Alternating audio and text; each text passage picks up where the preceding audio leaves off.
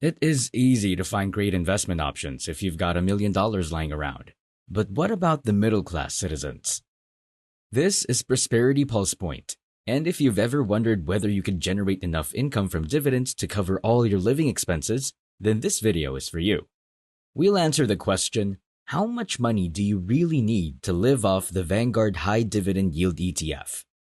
We'll break down the numbers, cut through the fluff, and give you a clear understanding of what it takes to make this a reality. But that's not all. We'll also explain how you need to adjust your investments based on inflation and economic changes. So whether you're planning for early retirement or just curious about living off your dividends, let's get right into it.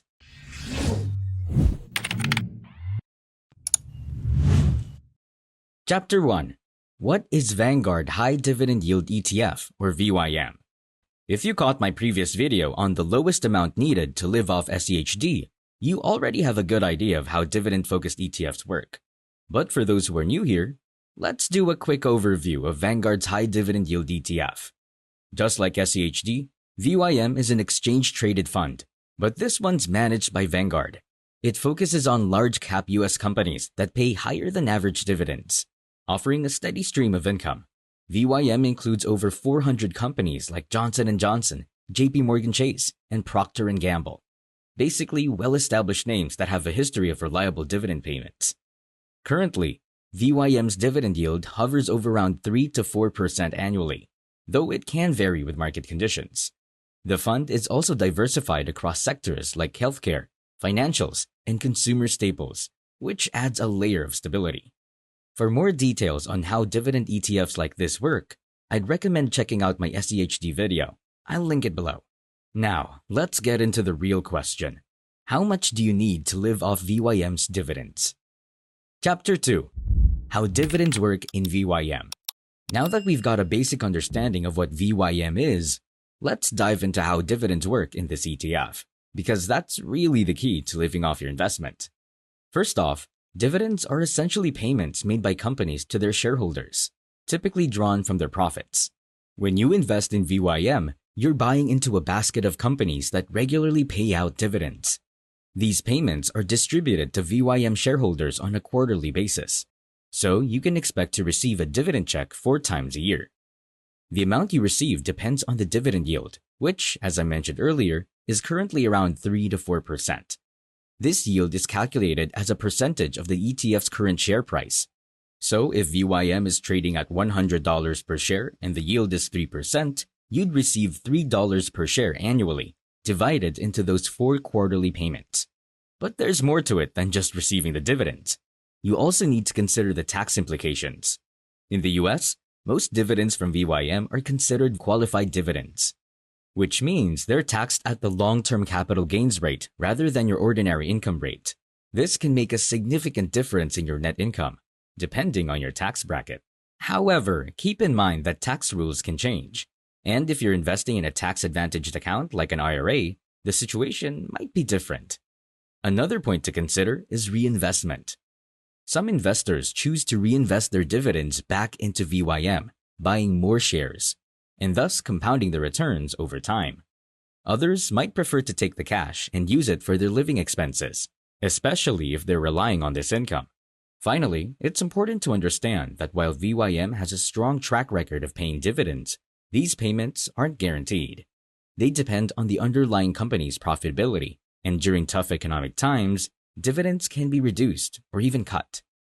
That's why having a well-thought-out investment strategy and staying informed about your investments is crucial. Chapter 3. Calculating living expenses. The next step is to calculate your living expenses. This is crucial because the amount you need to live off VYM will directly depend on how much you spend each year. Start by looking at the basics: housing, food, transportation, healthcare, and utilities. According to the Bureau of Labor Statistics, the average American household spends around $60,000 per year on these essentials. But this can vary widely depending on where you live and your lifestyle. If you're in a high-cost area like New York or San Francisco, your expenses might be much higher, whereas in more affordable regions, they could be lower. It's also important to factor in personal expenses like entertainment, travel, and any debts you may need to service. Don't forget to include irregular expenses like home repairs or medical emergencies. To be safe, many financial planners suggest adding a 10 to 20% buffer to your estimate to cover these unexpected costs. So let's say your estimated annual expenses total $50,000. This is the number you'll use to determine how much you need to invest in VYM to generate that income through dividends. Chapter 4. Determining the required investment in VYM. Alright, now that we've calculated your annual living expenses, it's time to determine how much you need to invest in VYM to generate enough income to cover those expenses. The formula to figure this out is pretty straightforward. Simply divide your annual living expenses by the dividend yield of VYM. This will give you the amount you need to have invested in the ETF to generate the necessary income.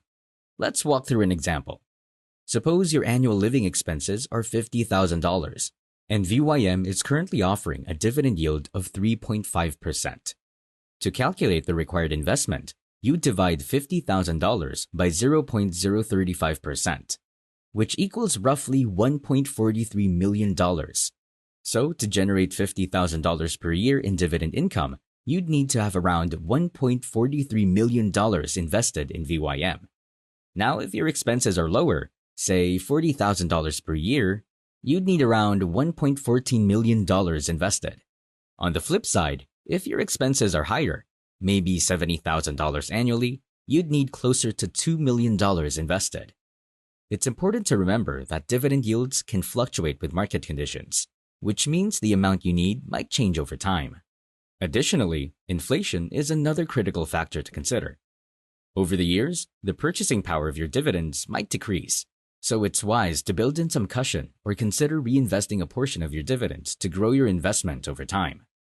You also might want to think about having a buffer or emergency fund in place, just in case dividends are cut or your living expenses unexpectedly rise. Having a little extra set aside can provide peace of mind and financial stability, especially in uncertain economic times. Chapter 5. Adjusting for market volatility.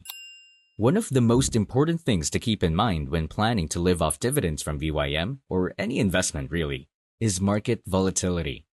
The stock market is unpredictable, and even though VYM holds a diversified portfolio of solid companies, their stock prices, and by extension, the ETF's price, can still fluctuate.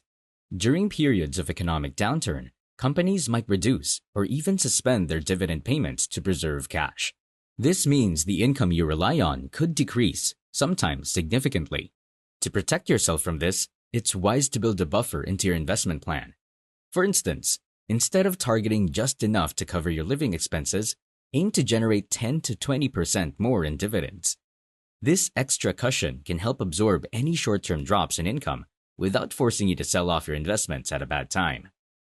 Another strategy is diversification. While VYM is already diversified across many sectors, it's still focused on US large-cap companies. You might consider complementing VYM with other investments, like bonds or international dividend ETFs, to spread out your risk. This way, if one part of the market is struggling, another might be performing well, helping to balance your overall income.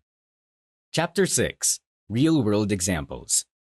To give you a better idea of how this all works in practice, let's look at a couple of real-world examples. Imagine someone who has $1.5 million invested in VYM, and their annual living expenses are $50,000. With a 3.5% dividend yield, they'd be generating about $52,500 per year in dividends, which comfortably covers their expenses with a bit left over. However, if the market hits a rough patch and VYM's dividend yield drops to 3%, their income would fall to $45,000 per year. If they've planned for a buffer or have additional investments, they can weather this downturn without drastically altering their lifestyle. On the other hand, consider someone with a smaller investment of $500,000 and annual expenses of $25,000. With a 3.5% yield, they'd be making $17,500 a year, which isn't enough to cover their expenses. They might need to supplement their income with part-time work or tap into their savings during tougher times, highlighting the importance of having a sufficient investment base. Chapter 7. Risks and Considerations. While living off dividends from VYM can be an effective strategy, it's not without risks. One of the biggest risks is the potential for dividends to be cut during economic downturns. Even though VYM invests in companies with strong track records, no dividend is ever guaranteed.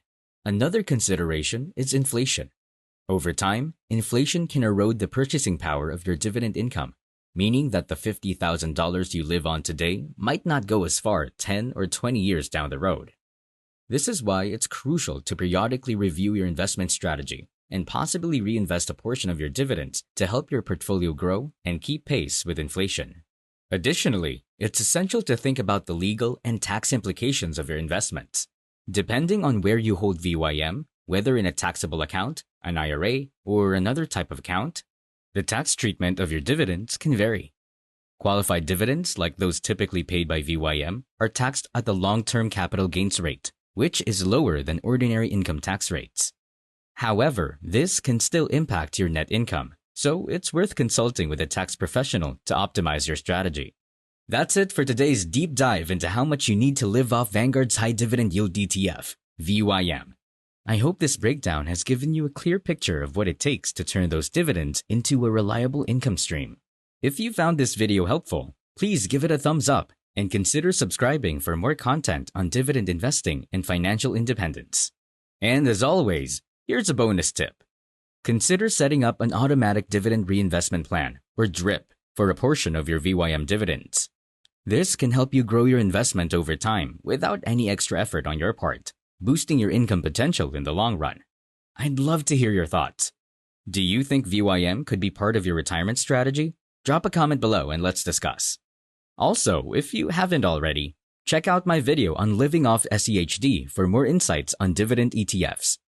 Thanks for watching, and until next time, happy investing.